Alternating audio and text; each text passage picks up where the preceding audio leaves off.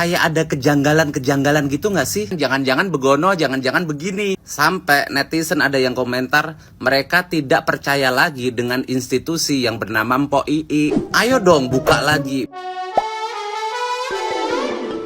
Hola netizen yang terhormat. Melalui podcast Deddy Corbuzier, pengacara Jessica Wongso Otto Hasibuan menyebut bahwa dirinya berencana untuk membuka lagi kasus kopi cyanida yang terjadi pada tahun 2016 lalu. Mendengar pengakuan Otto Hasibuan, Deddy Corbuzier turut meminta tanggapan Prof Edi terkait pernyataan Otto Hasibuan tersebut. Diketahui sebelum mengundang Prof Edi, Deddy Corbuzier lebih dulu berbincang dengan Otto Hasibuan. Kendati Otto Hasibuan yang statementnya ramai diperbincangkan publik lantaran ingin membuka kasus Jessica Wongso yang belakangan ini kembali viral. Kini giliran Prof Edi yang buka suara dan menanggapi pengakuan Otto Hasibuan beberapa waktu lalu di podcast Deddy Corbuzier. Meski demikian, Prof Edi tidak melarang upaya Otto Hasibuan untuk melakukan peninjauan kembali kasus Jessica Wongso tersebut. Tidak hanya itu saja, Prof Edi juga menyatakan bahwa PK boleh dilakukan lebih dari sekali. Hanya saja setiap perkara pidana harus ada akhirnya. Apalagi kasus kopi cyanida ini sudah melalui 5 kali persidangan, yakni di Pengadilan Negeri, di Pengadilan Tinggi, di Mahkamah Agung, dan PK 2 kali. Selain itu, Jessica Wongso juga dihadapkan dengan 15 hakim yang berbeda dan tidak ada dissenting opinion sama sekali.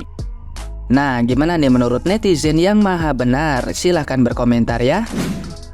Bila ini benar-benar kejadian, aku jamin bakalan satu Indonesia memperhatikan. Coba kita sama-sama bayangin betapa menariknya bila Dr. Jaja featuring Bapak Otto yang terhormat berada di dalam satu ruangan yang sama, di dalam satu acara yang sama, bersamaan dengan bapaknya Mirna dan juga Bapak Syandi yang terhormat. Ini bakalan jadi final yang ditunggu sama semua masyarakat Indonesia. Kalian-kalian semua ini, termasuk aku, pasti kebayangkan kira-kira acara apa atau media apa yang patut untuk mengundang mereka. Mata Najwa, keren banget pas. Ayo dong Mbak Nana, Narasi TV.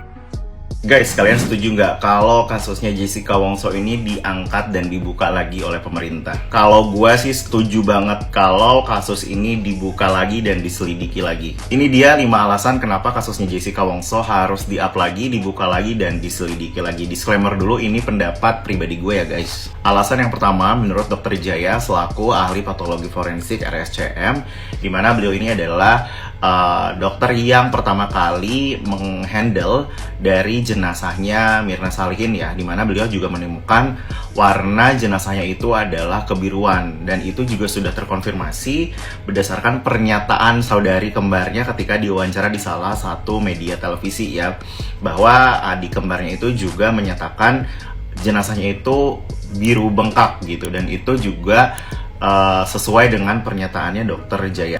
Nah, sedangkan menurut Dr. Jaya sendiri, untuk jenazah yang terkena cyanida itu, di mana tingginya HbO2 itu menyebabkan warna jenazah menjadi red cherry atau kemerahan, bukan biru ya guys. Itu alasan yang pertama. Untuk alasan yang kedua sendiri adalah jenazah almarhum Mirna itu tidak diotopsi, di mana keluarganya sendiri juga tidak mau kalau jenazahnya diotopsi, dan Dr. Jaya selaku yang memeriksa jenazahnya tersebut pertama kali itu tidak menemukan adanya cyanida selama 70 menit pemeriksaan.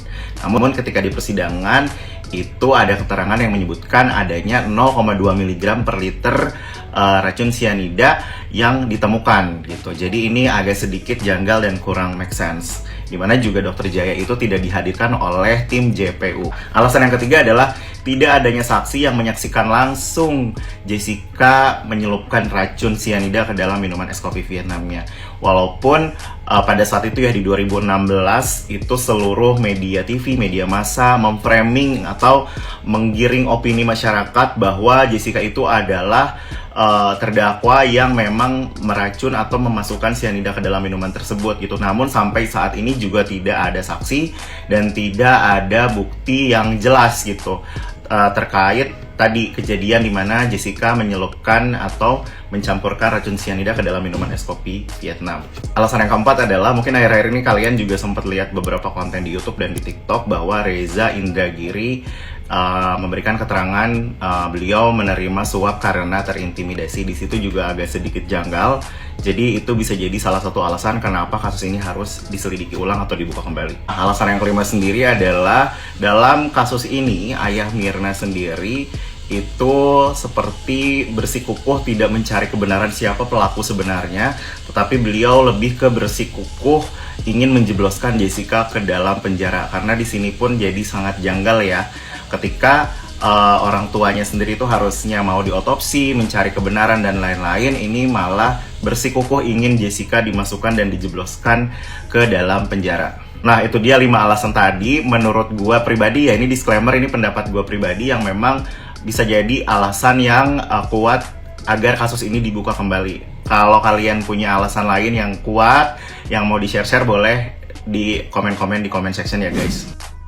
Jessica Kumolo Wongso dihukum berdasarkan bukti tidak langsung atau yang dikenal dengan Keting Lewis. Jaksa merangkai rangkaian peristiwa tadi sampai mengarahkan kepada satu kesimpulan bahwa yang paling memungkinkan untuk menaruh racun dalam gelas kopi adalah Jessica.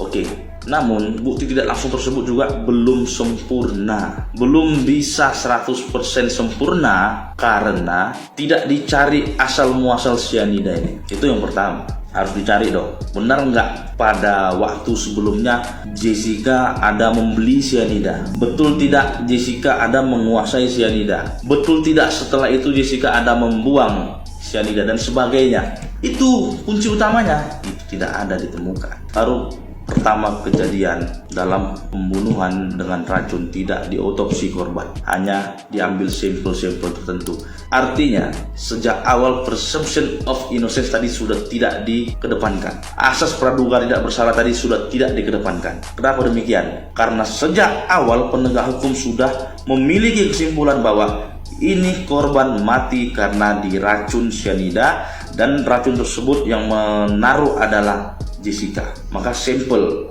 ketika di sampel dilihat ada cyanida, udah pasti ini, udah pasti. Kira-kira begitu untuk mendukung dugaannya tadi. Nah, yang lucunya sampai ke tingkat paling akhir juga PN, PT, Mahkamah Agung, PK juga di Mahkamah Agung semua menyatakan Jessica bersalah. Apakah dokumen-dokumen memori banding dari penasihat hukum, memori kasasi dan sebagainya, apakah dibaca atau memang langsung aja mengikuti bagaimana proses di persidangan awal sampai dengan akhir, langsung saja menguatkan semua gitu. Satu-satunya cara supaya Jessica Wongso bebas adalah dengan grasi presiden. Tapi syaratnya Jessica harus mengakui bersalah dulu. Grasi artinya mengakui perbuatan. Jika grasi diterima, maka hukuman Jessica dikurangin. Jika grasi ditolak, maka Jessica Wongso semakin sengsara karena sudah rela mengakui membunuh Mirna dan nggak diampunin. Saat ini lagi rame lagi kasus kopi cyanida sejak film dokumenter Ice Cold rilis. Jadi banyak masyarakat yang menganggap Jessica bukan pembunuhnya. Salah satu pihak yang meyakini ini adalah firasat dari Wirang Birawa di media sosialnya. Dia mendapat ancaman dari beberapa pihak yang memaksa Wirang menghapus unggah-unggahannya ketika ditemui eksklusif oleh cumi-cumi.com. Wirang dengan belak-belakan mengaku bahwa pelaku ancaman ini adalah sejumlah orang penting. Gara-gara Netflix jadi polemik. Kalau gue pribadi sih pengennya kasus ini dibuka lagi, tapi apa mungkin? Soalnya menurut gua bapaknya si mendiang Minat Salahin ini gerak-geriknya pantas dicurigai. Kayak ada kejanggalan-kejanggalan gitu gak sih dari statement-statementnya si bapaknya Minat Salahin ini? Aneh aja gitu loh di telinga gua. Apalagi setelah gue mendengar pernyataan-pernyataan dari Disiksa Gongso waktu diwawancarai. Akhirnya kan otak gue melambung jauh terbang tinggi tapi gak bersama mimpi. Gentayangan aja gitu kan, jangan-jangan begono, jangan-jangan begini. Sebenarnya apa sih yang terjadi? Sampai netizen ada yang komentar mereka tidak percaya lagi dengan institusi yang bernama Mpok Ii. Ayo dong buka lagi biar kebenaran bisa terbukti. Setidaknya biar kebenaran tidak lagi menjadi teka-teki. Kasus ini udah lama close di tahun 2016, tapi tiba-tiba saat ini itu naik lagi ke permukaan karena ada film dokumenternya di Netflix. Lalu sekarang itu semua orang perbincangin ngomongin kasus ini semuanya. Dan netizen pun juga semua pada heboh ngomongin kasus ini lagi. Semua podcast heboh juga ngomongin kasus ini. Ngundang si A, ngundang si B, ngundang si C.